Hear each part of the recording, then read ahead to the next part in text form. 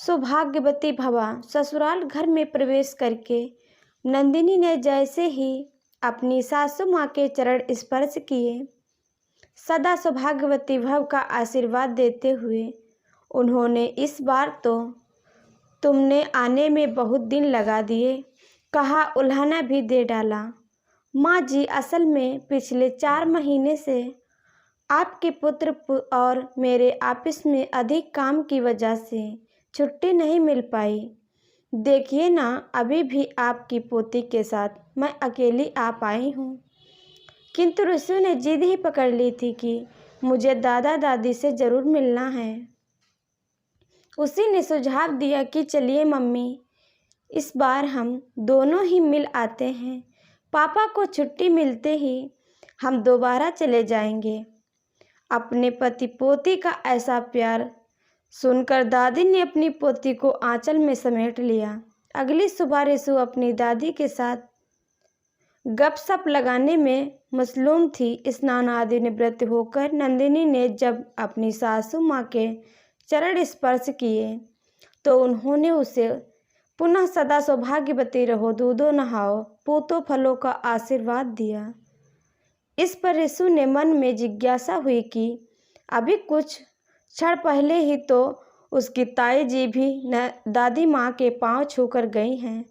उस वक्त तो दादी ने सदा सौभाग्यवती नहीं बोला था, तब वे सिर्फ सुखी रहो ही बोला था। रिशु ने तुरंत दादी से पूछा, दादी कल आकर जब मेरी माँ ने आपके पांव छुए तो आपने उन्हें सदा सौभाग्यवती भव कहकर आशीर्वाद दिया। आज सुबह भी जब भी आप से आशीर्वाद लेने आए तो आपने उन्हें सदा सौभाग्यवती रहो कहा, लेकिन आपने ताई जी को ऐसा क्यों नहीं कहा। इस पर पहले तो दादी शक पका गईं, फिर थोड़ा गमगीन होकर बोली, हाँ बेटा, हमारे समाज में यह शब्द पति वाली स्त्री के लिए इस्तेमाल किया जाता है और तुम्हारे ताऊ जी तो अब जीवित नहीं है ना। अहो लेकिन दादी, क्या ताऊ जी के बिना ताई जी को अच्छे भाग्य की आवश्यकता नहीं है, बल्कि अब तो उनको इस आशीर्वाद की और भी ज़्यादा ज़रूरत है, क्योंकि वे अकेली हो गई हैं। हाँ बेटा, लेकिन यही हमारे समाज का चलन है।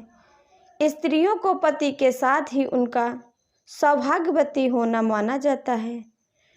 वे पढ़ लिख कर कितनी भी बड़ी हो जाएं, डॉक्टर हो जाएं, कलेक्टर हो जाएं, बैंक मैनेजर हो जाएं, करोड़पति की वारिस हो जाएं, लेकिन विधवा हो जाना उनका दुर्भाग्य ही माना जाता है। सदियों से यही हमारी रीत चली आ रही है।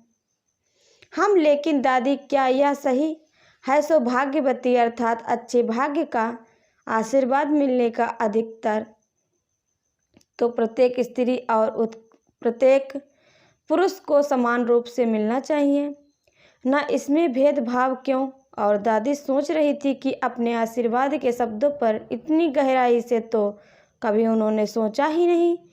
उसकी पोती सचमुच बड़ी हो रही है। दूसरी तरफ रूढ़ियों की विडंबना के प्रति सचेत होती अपनी पुत्री नंदिनी भी गर्व महसूस कर रही थी। यह मेरी मौलिक रचना है। सौभाग्यवती शब्द तक को हमारे समाज में पति का रूढ़ शब्द माना जाता है। मेरे विचार यह भी एक विडंबना ही तो है।